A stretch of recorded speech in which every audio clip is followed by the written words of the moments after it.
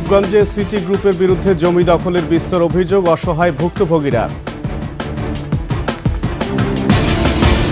দেশের অবস্থা জানতে চেয়েছেন খালেদা জিয়া, পরিবারের একান্ত সান্নিধ্যে মানসিকভাবে চাঙ্গা। কুয়াশা আর হিমেল বাতাসে কমছে না শীতের তীব্রতা, সবজিতে নানা রোগের আক্রমণ।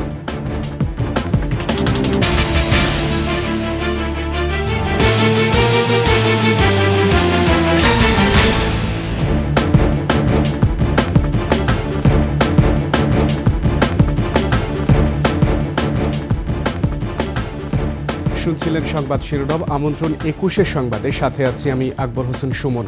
দর্শক, ২১ টেলিভিশনের সংবাদ একই সাথে সরাসরি দেখতে পাবেন আমাদের ফেসবুক পেজ www.facebook.com/2124 অনলাইনে। এছাড়া সাবস্ক্রাইব করতে পারেন www.youtube.com/21etv চ্যানেলে।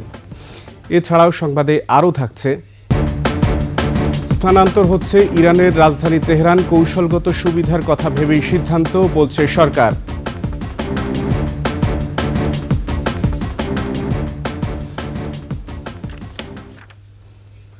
রূপগঞ্জে মানুষের জমি দখলের বিস্তর অভিযোগ সিটি গ্রুপের বিরুদ্ধে। এ কাজে পেশি শক্তির পাশাপাশি নিজেদের মালিকানাধীন গণমাধ্যমকেও ব্যবহার করেছে প্রতিষ্ঠানটি। বৃহৎ এই প্রতিষ্ঠানটির ক্ষমতার কাছে অসহায় স্থানীয় গ্রামবাসী। নারায়ণগঞ্জ প্রতিনিধি রবিউল ইসলামকে সঙ্গে নিয়ে আরও জানাচ্ছেন মেহেদী হাসান। ছোট্ট এই দোকানটি এখন রেনু বেগমের একমাত্র ঠিকানা। এই দোকানের উপার্জনই তিনি ও তার 2 সন্তানের একমাত্র অবলম্বন। দোকানের একপাশে 2 সন্তান নিয়ে কোনো মতে থাকার ব্যবস্থা। অথচ 2020 সালেও এই দোকানেরই ঠিক বিপরীতে প্রায় 2 বিঘার বড় বাড়ি ছিল তার, যা এখন সিটি গ্রুপের সুউচ্চ সীমানা প্রাচীরের ভেতরে। জমি পুনরুদ্ধারে বিশালে শিল্প গ্রুপটির বিরুদ্ধে মামলা লড়ছেন তিনি। উচ্চ আদালতের রায়ও পেয়েছেন, কিন্তু তারপরও জমি বুঝে পাননি। আমি থাকি টঙ্গরে, আমার জায়গা জমিন সব নিয়ে গেছে সিটি গ্রুপ। বলছে ওদিকে বাড়া যাবি না ওদিকে বাড়া যাবি। আমি বলছি ঠিক আছে, আমাকে 8 দিনের সময় দেন। আমার ঘর ভাঙ্গা ফেলায়, ভাঙ্গার পরে আমি আবার হাইকোর্টে কান্নাকাটি কইরা মানুষের হাতে পায়ে দইরা, হাইকোর্ট আমার পক্ষে রায় দিছে। আমার কাগজ সঠিক, তার জন্য আমার বাপ দাদার পৈতৃক সম্পত্তি। আমরা যখন জমির মূল্য চাইছি, ওরা আমাদেরকে মারধর করে হাত পা ভাঙছে। আমাদের হাত পা ভেঙে আমাদের হাসপাতাল পাঠায় দিছে। আর ওরা এদিকে আমাদের খালি বাড়িতে আমার বোন ছিল, আমার বোনের জামাই ছিল, ওদেরকে মারধর করে আমাদের বাড়িঘর ভাঙছে ওরা। সিটি গ্রুপের বিশাল এই সাম্রাজ্যের ভেতরে দাগে দাগে আরো অনেকের জমি এখনো রয়ে গেছে। আমার নানির ঘরে 2 জন সন্তান, যেমন হলো আব্দুল গফুর আর হলো আসিয়া খাতুন। আমার মা আসিয়া খাতুনের এই জায়গাটা বাদে গফুর মিয়া বিক্রি দিয়ে লাইছে। আর আমার মার জায়গাটা রয়েছে, আসিয়া খাতুনের জায়গাটা রয়েছে। এই জায়গাটা আজ আমাকে দিব দেয় না। এদিকে রেনু বেগমের দোকান থেকে গ্রামের একটু ভেতরের দিকে গেলেই চোখে পড়বে সদ্য নির্মিত সুউচ্চ দেয়াল ঘেরা বিশাল একটি এলাকা। বালু ভরাট করে এলাকাটিতে গড়ে উঠবে সিটি গ্রুপের নতুন শিল্পাঞ্চল। তবে এরই মাঝে এখনো রয়ে গেছে 4টি পরিবার। তাদের যাতায়াতের সরকারি রাস্তার উপর বিশাল এক ফটক লাগিয়ে দিয়েছে সিটি গ্রুপ। এখন যে কোনো মুহূর্তে ভিটামাটি হারানোর সংখ্যায় পরিবারগুলো। কোম্পানি দরজা বদ্ধ করে দিলে তো আমরা সমস্যা। এখন হ্যাগো ইচ্ছা মতো জমি নিতে চায়, বুঝেননি? ওরা যেই দাম দেয়, ওই দাম দিয়ে জায়গা কিনা জানে, ইয়া ডাবল দাম লাগে বাইরে গিয়ে কিনতে, জমি কিনতে। আপনি তো আগে বালু ফেলাই দিয়ে আমাকে জিম্মি করে ফেলাইছেন। আমার কথা বুঝছেন? আমি তো একার করার নাই পুরোটা, যখন বালু ফেলান করছিলেন। তবে কোনো দখলের অভিযোগ মানতে নারাজ কোম্পানিটির স্থানীয় এই কর্মকর্তা। তাদেরও টিভি চ্যানেল আছে বলে হুমকিও দেন। ওনাদের যদি কারো কমপ্লেন থাকে, ওনাদেরকে বলেন প্রপার কাগজপত্র নিয়ে আমাদের কাছে আসুক। We will sit with them and then solve the matter. শোনেন, আপনাদের মতো আমাদেরও 2টা টিভি চ্যানেল আছে, আপনারা জানেন। স্থানীয় প্রশাসন বলছে, যত বড় প্রতিষ্ঠানই হোক, কারো জমি অবৈধভাবে দখল করলে তাদের বিরুদ্ধে নেওয়া হবে ব্যবস্থা। যত বড়ই হোক না কেন, কোনো কোম্পানি যদি কোনো ব্যক্তি সম্পত্তি তারা বেদখল করে রাখে, সেটা আইনগতভাবে তার দখল করার সুযোগ নেই, তাহলে সেই ক্ষেত্রে সে কোনো আইনি তাকে কঠোরভাবে আইনিভাবে আমরা প্রতিহত করব। তারা কথা দিয়েছে যে আমাদের কাছ থেকে 1 মাসের সময় নিয়েছে, যে 1 মাসের মধ্যে তারা তাদের কাগজপত্রগুলো উপস্থাপন করবে, একই সাথে আমরাও হিয়ারিং গ্রহণ করব। এরপরে আমরা সিদ্ধান্ত নিব যে কি করা যায়। এদিকে এ ব্যাপারে জানতে কোম্পানিটির প্রধান কার্যালয়ে গেলেও কোনো সদুত্তর পাওয়া যায়নি। আপনারা নিউজ করেছেন? না, করিনি। করেন। মেহেদী হাসান, 21 টেলিভিশন, ঢাকা।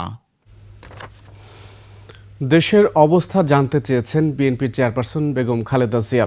লন্ডনে চিকিৎসাধীন খালেদা জিয়াকে বিএনপির স্থায়ী কমিটির সদস্য মির্জা আব্বাস ও তার স্ত্রী আফরোজা আব্বাস দেখতে গেলে তিনি দেশের খবর জানতে চান। এদিকে দ্রুত সুস্থ হয়ে দেশে ফিরবেন খালেদা জিয়া এবং নির্বাচনে জয়ী হয়ে আবারও দেশের হাল ধরবে বিএনপি, এমন আশাবাদ জানিয়েছেন যুক্তরাজ্য বিএনপির সভাপতি এম এ মালেক।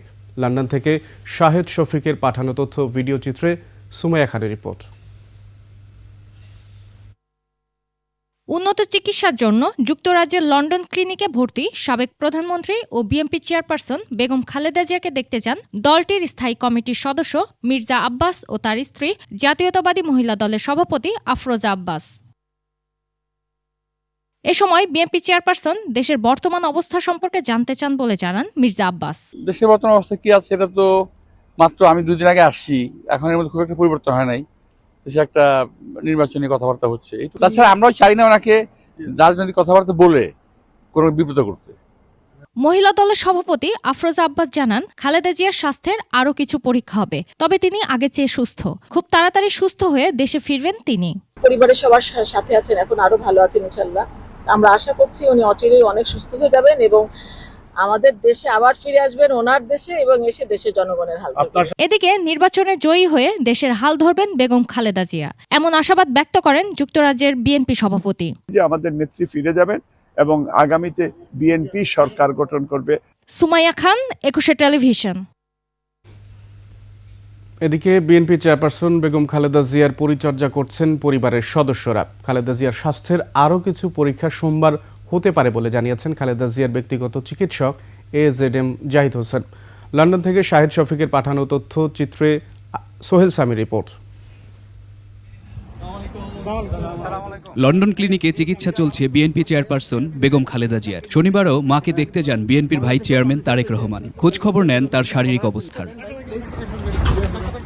এছাড়া পুত্রবধূ জুবাইদা রহমানের হাতের রান্না করা স্যুপ দেয়া হচ্ছে খালেদা জিয়াকে। পরিচর্যা করছেন পরিবারের অন্যান্য সদস্যরাও।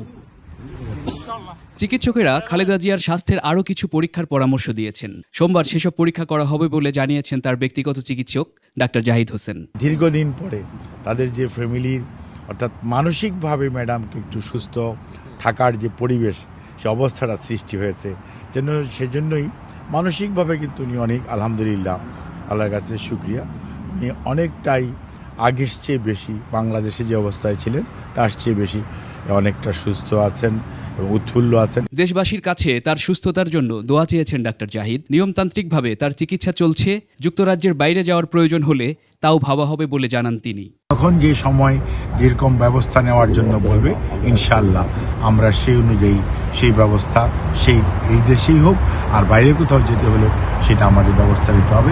সোহেল সামি, 21 টেলিভিশন, ঢাকা।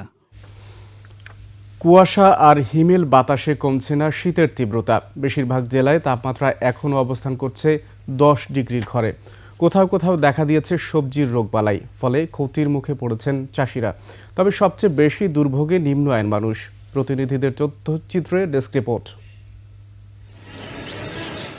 চুয়াডাঙ্গায় ঘন কুয়াশা ও হাড় কাঁপানো শীতে জনজীবন বিপর্যস্ত হয়ে পড়েছে। জেলায় সর্বনিম্ন তাপমাত্রা 10.1 ডিগ্রি সেলসিয়াস। ঘন কুয়াশায় হেডলাইট জ্বালিয়ে চলাচল করছে যানবাহন। আমরা যে সকালবেলা ভোরে আছি, একটা কম্বল মঙ্গলে তো পাইনি এই জায়গায় এসে। শীতে ক্ষতিকর প্রভাব পড়েছে গাইবান্ধার সবজি খেতে। দিনের রোদ ও বিকেল থেকে হিমেল হাওয়া ও কুয়াশায় সবজি খেতে দেখা দিয়েছে মারাত্মক রোগ, ফলে ক্ষতির মুখে চাষিরা। ঠান্ডায় আমার লাউ একদম পাতা পুড়িয়ে আবার জ্বালা নষ্ট হয়ে যাচ্ছে। কুয়াশার চাদরে ঢাকা চায়ের শহর মৌলভীবাজার। তাপমাত্রা ওঠানামা করছে 9 থেকে 11 ডিগ্রি সেলসিয়াসে। সবচেয়ে ভোগান্তিতে রয়েছে নিম্ন আয়ের মানুষ। আমাদের খুব ঠান্ডা, কদিন ধরে ঠান্ডা আর কি। গোপালগঞ্জে মৃদু শৈত্য প্রবাহ বয়ে যাওয়ায় তীব্র শীতে জনজীবন বিপর্যস্ত হয়ে পড়েছে। গত কয়েকদিনের তাপমাত্রা রেকর্ড করা হয়েছে 10 ডিগ্রি সেলসিয়াস। শীতজনিত রোগে আক্রান্তদের ভিড় বেড়েছে হাসপাতালগুলোতে। সিরাজগঞ্জে কুয়াশা ও হিমেল বাতাসে শীতের তীব্রতায় বেড়েই চলেছে মানুষের দুর্ভোগ। দিনের তাপমাত্রা 10 ডিগ্রি সেলসিয়াস। ঠান্ডা খুব, এই যে আত্মাত বা উঠাইছি ঠাকুরগাঁয়ে আবারও বেড়েছে শীতের তীব্রতা। ঘন কুয়াশা না থাকলেও হিমেল বাতাসে বাড়ছে শীতের প্রকোপ। তাপমাত্রা ওঠানামা করছে 9 থেকে 11 ডিগ্রি সেলসিয়াসে। খড়কুটো জ্বালিয়ে শীত নিবারণের চেষ্টা করছেন মানুষ। 10 কিলো রাস্তা দূর থেকে কাজ কামে আসি, আজকে ঠান্ডা, কাজ হচ্ছে না। আমাদের ঠাকুরগাঁও যে শীত পড়তেছে, ঠান্ডা, আমরা কাজকর্ম পাওয়া যায় না, এদিকে অভাব খুব আমাদের। এদিকে তীব্র ঠান্ডায় নাস্তানাবুদ পঞ্চগড়ের জনজীবন। সারাদিন বয়ে চলা হিমশীতল বাতাস আর রাতে বৃষ্টির ফোঁটার মতো কুয়াশা শীতের তীব্রতাকে বাড়িয়ে তুলেছে। শীতের কারণে কাজ করতে না পারায় অনেকেই পড়েছেন অর্থকষ্টে। পঞ্চগড়ের তাপমাত্রা 10.5 ডিগ্রি সেলসিয়াস। মহিমা পলি, ডেস্ক রিপোর্ট, 21 টেলিভিশন। শেষ করছি সংবাদ শিরোনাম আরও একবার। রূপগঞ্জে সিটি গ্রুপের বিরুদ্ধে জমি দখলের বিস্তর অভিযোগ, অসহায় ভুক্তভোগীরা। দেশের অবস্থা জানতে চেয়েছেন খালেদা জিয়া, পরিবারের সান্নিধ্যে মানসিকভাবে চাঙ্গা।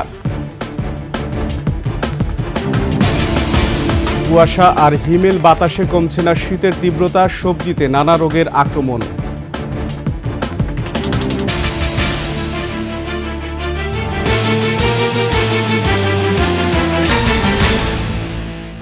সর্বশেষ সংবাদ জানতে ডায়াল করুন 2021 নম্বরে আর ভিজিট করুন 21-tv.com এই ওয়েবসাইটে। ফেসবুকে ভিজিট করতে পারেন www.facebook.com/2124 অনলাইনে। এছাড়া সাবস্ক্রাইব করতে পারেন www.youtube.com/21tv চ্যানেলে। এতক্ষণ সঙ্গে থাকার জন্য ধন্যবাদ। পরবর্তী সংবাদ দুপুর 1টায় দেখার আমন্ত্রণ। 21-এর সাথেই থাকুন।